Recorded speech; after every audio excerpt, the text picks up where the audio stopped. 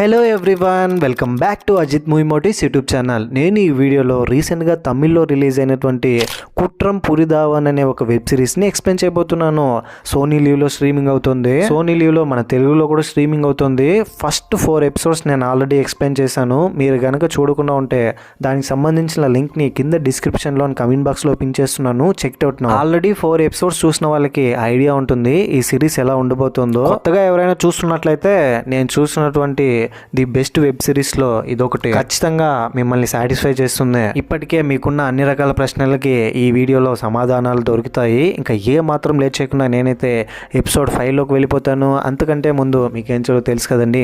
చిన్న like and smile తో వీడియోని స్టార్ట్ చేసేయండి. Thank you. ఎపిసోడ్ 5 ఓపెన్ అవగానే భాస్కర్ మెర్సీ బాడీని తీసుకెళ్లి కాల్ చేసింటారు కదా. కాల్ చేసిన బాడీకి సంబంధించి అస్థి పంజరాలు ఎముకలన్నీ ఆ ఏరియాలో ఒక వ్యక్తి చూసి వెంటనే పోలీసులు బాడీని కలెక్ట్ చేసి అస్థి పంజరాన్ని ఎముకలను తీసుకెళ్లి డిఎన్ఏ టెస్ట్ చేపిస్తారు. అది మెర్సీదా కాదా అని. మెర్సీ వాళ్ళ అమ్మ ఎస్టర్ కి విషయం తెలిసి ఖచ్చితంగా నా కూతురు దయిండొదిలే అని ఒక హోప్ తో ఉంటుంది ఏడుస్తూ. ఇంకోవైపు భాస్కర్ కి విషయం తెలిసిన తర్వాత ఇంకా మనం దొరికిపోతామేమో అన్న భయం స్టార్ట్ అవుతుంది. రాహుల్ తీసుకుని ఇంటికి వచ్చేస్తారు. ఇంట్లోనే రాహుల్ కి ట్రీట్మెంట్ జరుగుతూ ఉంటుంది. ఎస్టర్ రాహుల్ దగ్గరికి వచ్చి హాస్పిటల్కి నేను రాలేకపోయాను, సర్జరీ జరిగిందని కూడా నాకు తెలియదని రాహుల్ దగ్గరికి వచ్చి ఇంతకుముందు రాహుల్తో తను స్పెండ్ చేసిన టైం గుర్తు తెచ్చుకుంటుంది. రాహుల్ కూడా సొంత కొడుకులో చూసుకుంటుంది ఎస్టర్. మెస్సీ మిస్ అయిపోయిన ముందే చర్చ్ లో వెళ్ళి రాహుల్ కోసం ప్రే చేసి ఉంటుంది. గౌతమ్ ఒక ఇంపార్టెంట్ కేసులో ఒక విక్టిమ్ ని కోర్టులోకి తీసుకెళ్లడానికి ఇన్స్పెక్టర్ గౌతమ్ కి పర్మిషన్ ఇచ్చింటాడు కదా. ఆ రోజు రాత్రంతా తనని కాపాడడానికి ఇంటి దగ్గరే ఉండింటాడు. ఆ టైంలో ఆ అమ్మాయి గౌతమ్ ని చాలా కేరింగ్ గా చూసుకుంటుంది. సొంత అన్నయ్యలాగా చలేస్తుందంటే జనరల్ గా ఆఫ్టర్ డెలివరీ లేడీస్ ఒక క్లాత్ ని కట్టుకుంటారు కదా తలకి, దాన్ని ఏమంటారో నాకు తెలీదు, అది ఇస్తుంది చలికి కట్టుకో అన్నయ్య అని. దాన్ని తీసుకుని గౌతమ్ కట్టుకుంటాడు. ఈ అమ్మాయి ఇంత మంచి దానిలో ఉందని అతను ఫీల్ అవుతాడు. భాస్కర్ ఏమో ఇంట్లో చేతిలో కత్తెర తీసుకుని అతని మొహాన్ని గాయపరుచుకుని రక్తం వచ్చేలా చేసుకుంటాడు గిల్ట్ తో. అతను ఏం చేస్తున్నాడో కూడా అతనికి అర్థం కాదు. గిల్ట్ అతన్ని వెంటాడుతూ ఉంటుంది. భాస్కర్ కూతురు చనిపోతూ నాన్న నా కొడుకుని ఎలాగైనా కాపాడండి అని చెప్తున్న మాటలు, ఎస్టర్ ఏమో నా కూతురు కనిపించట్లేదని ఏడుస్తూ ఉన్న విజువల్స్, ఇవన్నీ భాస్కర్ మైండ్లో తిరుగుతూ ఉంటుంది. దాంతో భాస్కర్ మనం ఇల్లుని ఖాళీ చేసేద్దాం, వేరొక ప్లేస్కి వెళ్ళిపోదాం, వేరొక ఇంటికని పక్కనే ఉన్న భార్యతో చెప్తాడు.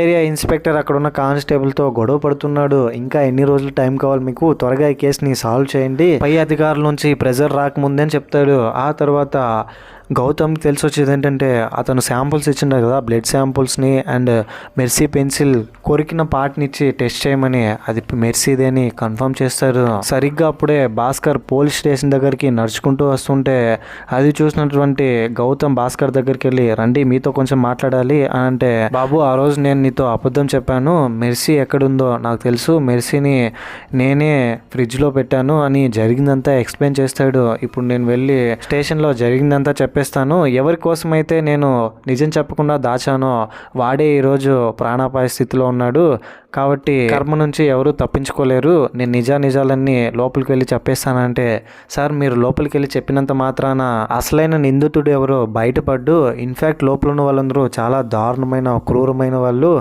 నువ్వే మెర్సీని మానభంగం చేశావని కేసు రాసి నీ మీద అన్ని కేసులు పెట్టేసి కేసుని క్లోజ్ చేశారు, అసలే కేసు ఎప్పుడు క్లోజ్ చేయాలని వెయిట్ చేస్తూ ఉన్నారు, ఇలాంటి టైంలో మీరు వెళ్ళి ఇదంతా చెప్పడం కరెక్ట్ కాదు, మనం అసలు నిందితుడిని పట్టుకుని మెర్సీకి న్యాయం చేయాలి, మెర్సీ వయసులో ఉన్న కూతురు నాకుంది, నా కూతురు కూడా మెర్సీ లాంటిదే కదా సార్ అని ఎమోషనల్ అయ్యి, ఈ విషయం మీరు వాళ్ళ దగ్గర చెప్పకండి, ఎలాగో తెలిసేదే, కొంచెం లేట్గా తెలియనివ్వండి, మనం ఎవరో కనిపెడదాం, ఇదంతా చేస్తున్నది మెక్సీని అబ్యూస్ చేసిన వాడిని మనం కనిపెట్టాలని ఇద్దరు డిస్కస్ చేసుకుంటారు. అండ్ ఇంకో విషయం ఏంటంటే గౌతమ్ దగ్గర ఒక ప్రైమ్ కేసులో విక్టిమ్ ఉంటుంది కదా, ఆ అమ్మాయిని కోర్టులోకి తీసుకెళ్తుంటే ఆ అమ్మాయిని ఎవరైతే రేప్ చేశారో వాడే వచ్చి లారీ గుద్ది చంపేస్తాడు.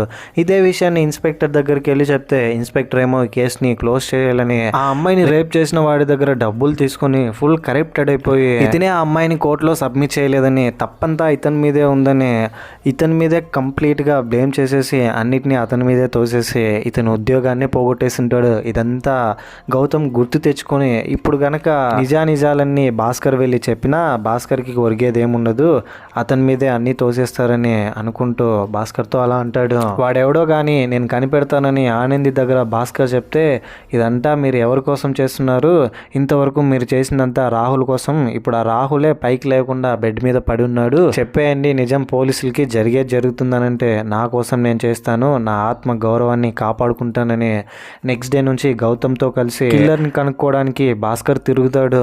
మొదటగా వీళ్ళిద్దరూ కలిసి ఏం చేస్తారంటే, భాస్కర్కి ఇంతకు ముందు ఒక ప్రైవేట్ నంబర్ నుంచి ఫోన్ వచ్చి ఉంటుంది కదా, ఆ నంబర్ని ట్రేస్ చేస్తే ప్రిన్సీ అనే ఒక అమ్మాయి పేరు మీద ఉంటుంది. దాంతో ప్రిన్సీ అనే అమ్మాయి డీటెయిల్స్ కనుక్కొని ఆ అమ్మాయి దగ్గరికి వెతుక్కుంటూ వెళ్తారు. అక్కడికి వెళ్ళిన తర్వాత ఇన్ని రోజులు ఆ అమ్మాయి ఇదే ఇంట్లోనే ఉండింది, కొన్ని రోజులకు ముందే వేరొక ఇంటికి వెళ్ళిపోయింది అద్దెకి అని చెప్పి, ఎక్కడికి వెళ్ళిందో కూడా నాకు తెలియదని ఆ ఇంటి ఓనర్ చెప్తాడు. ప్రిన్సీ కాలేజ్ తెలుసుకుని ప్రిన్సీ చదువుతున్న కాలేజ్కే వెళ్ళి నేరుగా అక్కడ ప్రిన్సీ గురించి డీటెయిల్స్ కనుక్కుంటే వాళ్ళు ఏం చెప్తారంటే, ఏమండి మీరు అన్నట్టు ప్రిన్సీ ఇక్కడే చదివింది కానీ థర్డ్ సెమ్ నుంచి ఆ అమ్మాయి రావట్లేదు, లాంగ్ ఆబ్సెంట్ అయిపోయింది, ఆ అమ్మాయికి ముందు వెనక కూడా ఎవరు లేనట్టున్నారు, వాళ్ళ పేరెంట్స్ కూడా లేదు, అప్పుడప్పుడు గార్డియన్ అని చెప్పి ఒక అతను వచ్చి కలిసి వెళ్తూ ఉంటాడు, అతని పేరు యాంటోనీ అని చెప్తుంది. ఈ యాంటోనీ ఎవరు, ఈ యాంటోనీని పట్టుకుంటే ఏదైనా ఎవిడెన్స్ దొరుకుతుందా అని అతను చర్చ్ లో ఒక మెంబర్ అని తెలుసుకుని ఆ ఏరియాలో ఉన్న చర్చ్ దగ్గరికి వెళ్ళి అక్కడ ఉన్న ఫాదర్ తో, మేము మెర్సీ మిస్సింగ్ కేసుని ఎంక్వైరీ చేయడానికి ఇక్కడికి వచ్చాము, ఒక ఇన్ఫర్మేషన్ కావాలని అతనితో డిస్కస్ చేస్తుంటే ఒక ఫైల్ మీద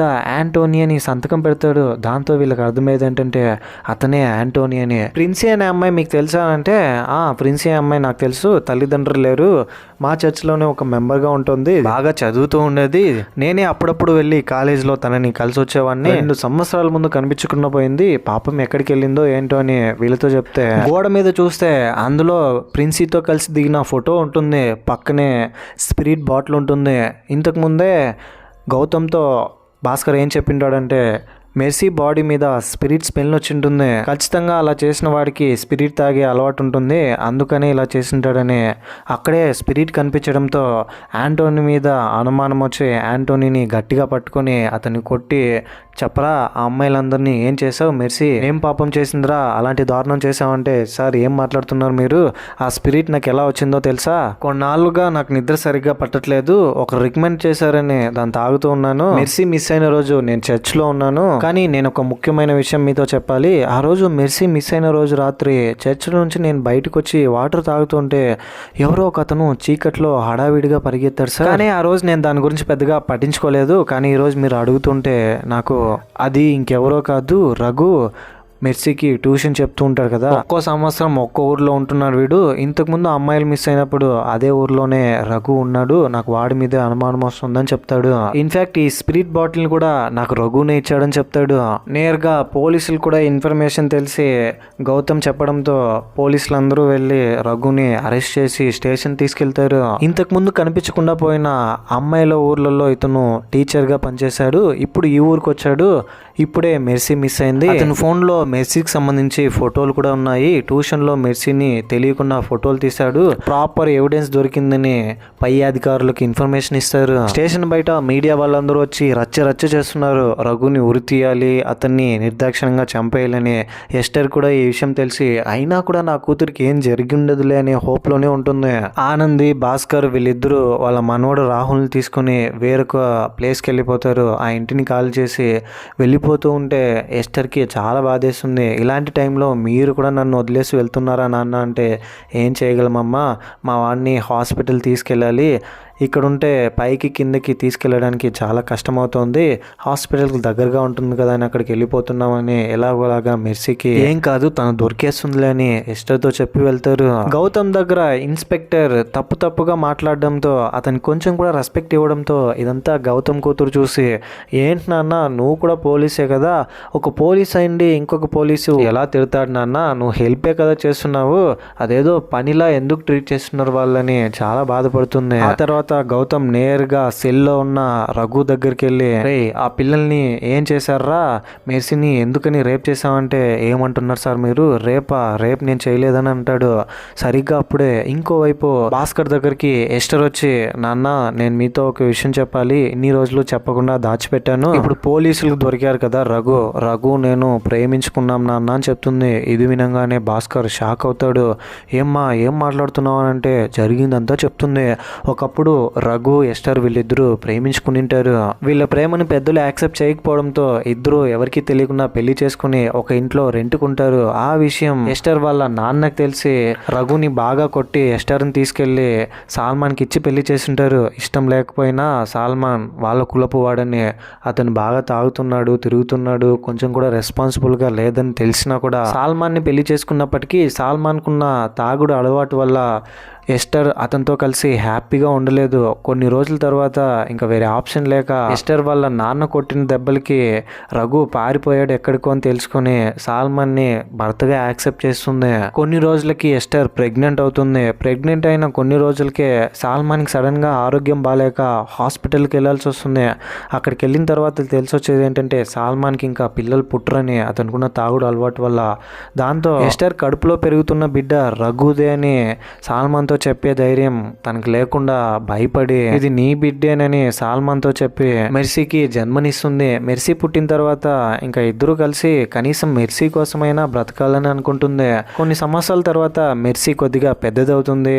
అదే సమయంలోనే ఆ ఊర్లోకి కొత్తగా ట్యూషన్ టీచర్ వస్తారు. అతనే రఘు. రఘు ఊర్లోకి వచ్చిన తర్వాత ఎస్టర్ని చూసి సల్మాన్ నిన్ను బాగానే చూసుకుంటాడు కదా, నువ్వు హ్యాపీగానే ఉన్నావు కదా, ఏదైనా ప్రాబ్లం ఉంటే చెప్పు, ఇద్దరికి పాప కూడా పుట్టింది కదా, పాప ఉన్నా పర్లేదు, నేను మళ్ళీ పెళ్లి చేసుకుంటానని చెప్తాడు. అయినా కూడా ఎస్టర్ వినిపించుకోకుండా అతన్ని అవాయిడ్ చేస్తుంది.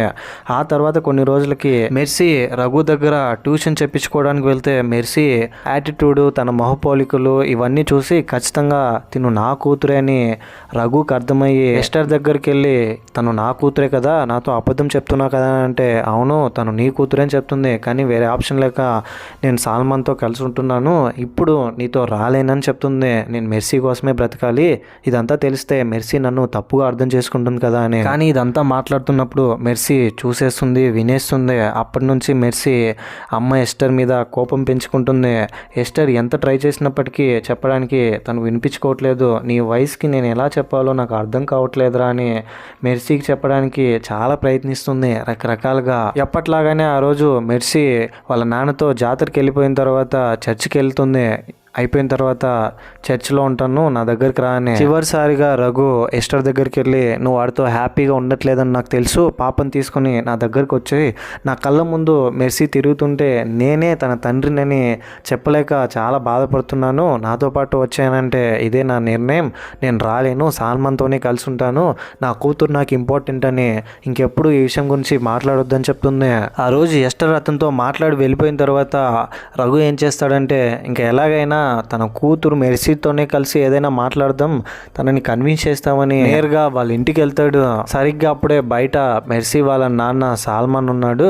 అంతా నీ వల్లరని నాతో గొడవ పడ్డాడు, మేమిద్దరం గొడవ పడుతుంటే నేను చెయ్యి ఇలా అనడం వల్ల పైన నుంచి సల్మాన్ కింద పడిపోయాడు, దాంతో ఏం చేయాలో తెలియక నేను పారిపోయి వచ్చేసాను అని చెప్తాడు. ఇదంతా గౌతమ్తో చెప్పి నేను సల్మాన్ చావుకు కారణమయ్యానే కానీ మెర్సీని నేను సెక్సువల్గా ఎందుకు అబ్యూస్ చేస్తాను, మెర్సీ నా కూతురు, ఏ తండ్రి అయినా ఇలా చేస్తాడా అని మీరేం మాట్లాడుతున్నారని చాలా ఎమోషనల్ అవుతాడు. ఇంకోవైపు ఎస్టర్ కూడా తనకు జరిగిందంతా భాస్కర్తో చెప్తుంది. నాన్న ఇది జరిగింది, నేను రఘు ఇంతకు ముందు ప్రేమించుకున్నాం, రఘుకు పుట్టిన బిడ్డే మెర్సీ అని. ఆ తర్వాత గౌతమ్ అండ్ భాస్కర్ వీళ్ళిద్దరూ కలిసి వాడు ఇంకా బయట తిరుగుతూనే ఉన్నాడు స్వేచ్ఛగా. ఇంకో అమ్మాయిని వాడు పాడు చేసే లోపే ఖచ్చితంగా వాడెవడో మనం కనిపెట్టాలి, ఇంకో అమ్మాయికి అన్యాయం జరగడానికంటే ముందు మనం వాడిని ఆపి నెక్స్ట్ ఇలా ఏ అమ్మాయికి జరగబోతుందో మనం కనుక్కోవాలని ఇద్దరు డిస్కస్ చేస్తుంటే గౌతమ్కి మిస్ అయిన అమ్మాయిలందరిలో కామన్ గా ఒకదాన్ని నోటీస్ చేస్తాడు.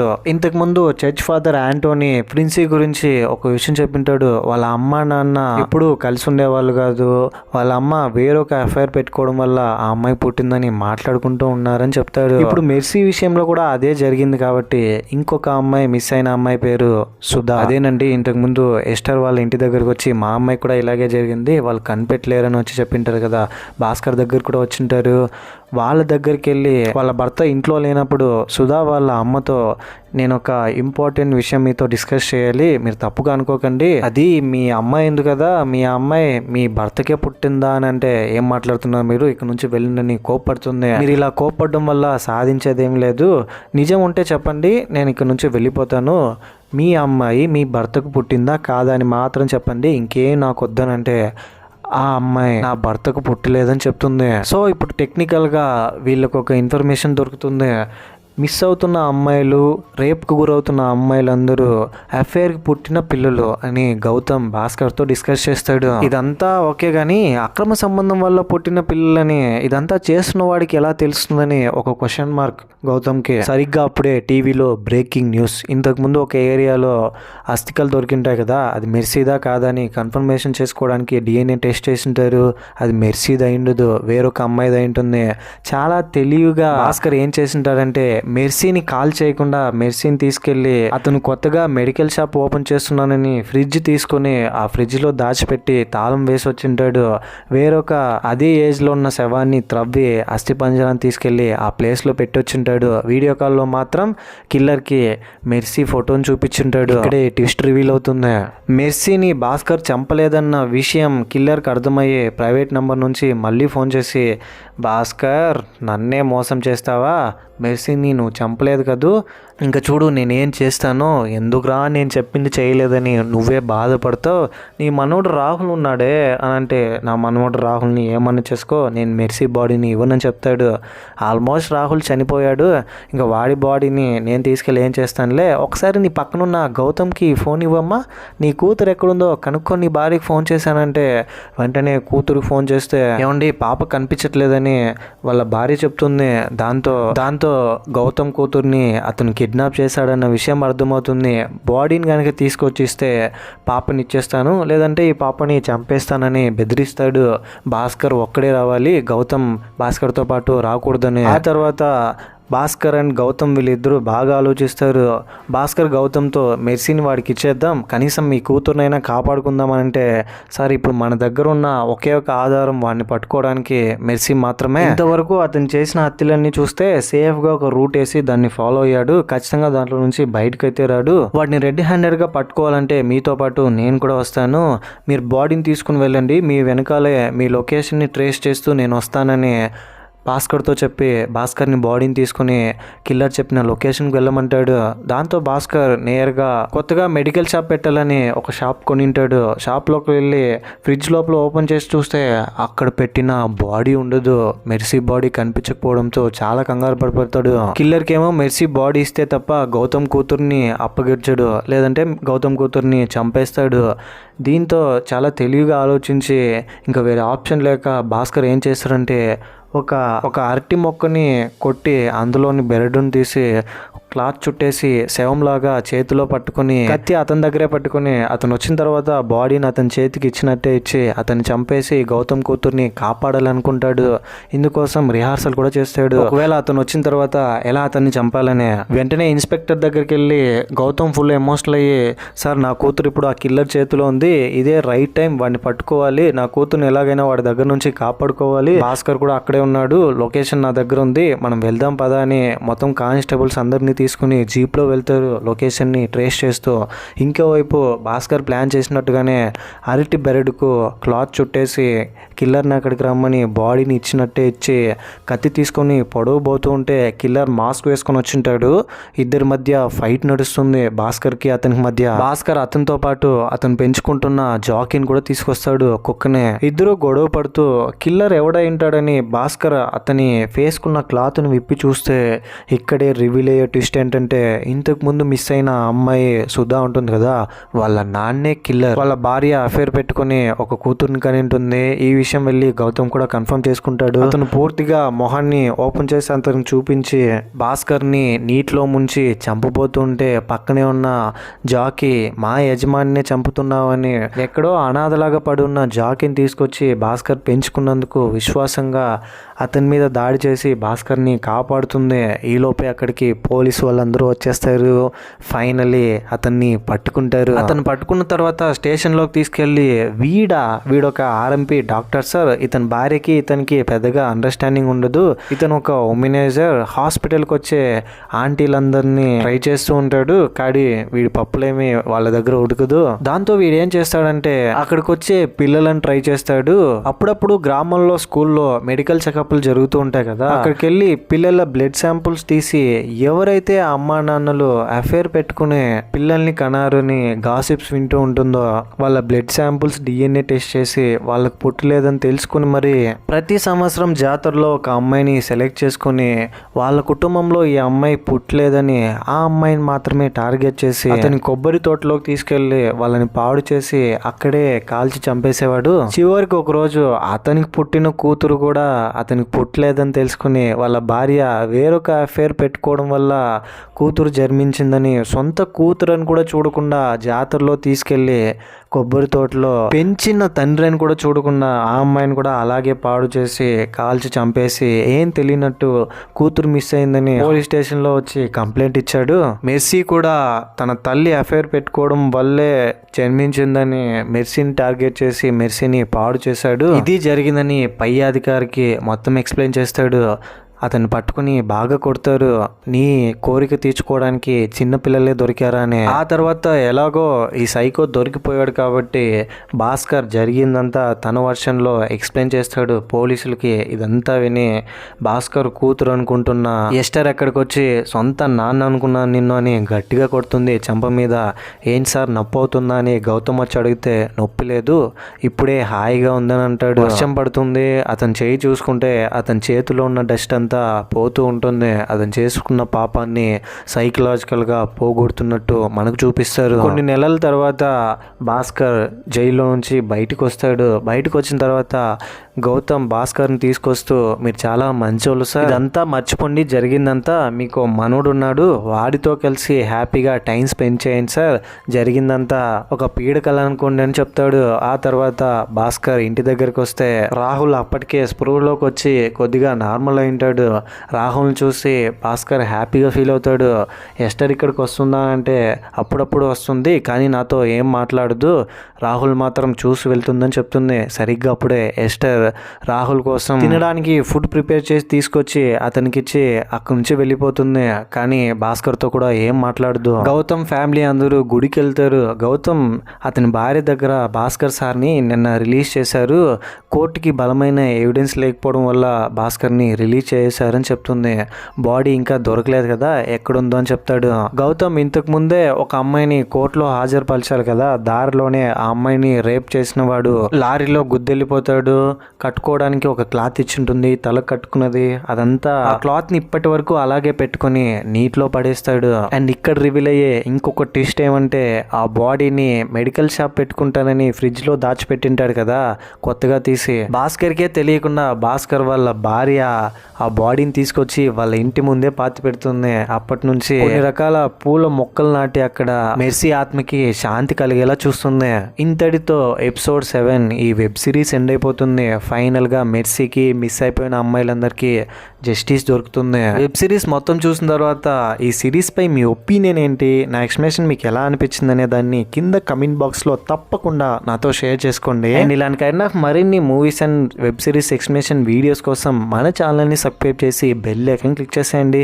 చాలా మంది మన వీడియోస్ చూస్తున్నారు కానీ సబ్స్క్రైబ్ చేసుకోవట్లా. మీకు గనుక నా ఎక్స్ప్లెనేషన్ నచ్చితే ప్లీజ్ ట్రై టు సబ్స్క్రైబ్. ఇంకో ఇంట్రెస్టింగ్ మూవీ ఎక్స్ప్లెనేషన్ వీడియోతో మీ ముందు ఉంటాను. అంతవరకు సేఫ్గా ఉండండి, నవ్వుతూ ఉండండి, నవ్విస్తూ ఉండండి. Thank you. జై హింద్.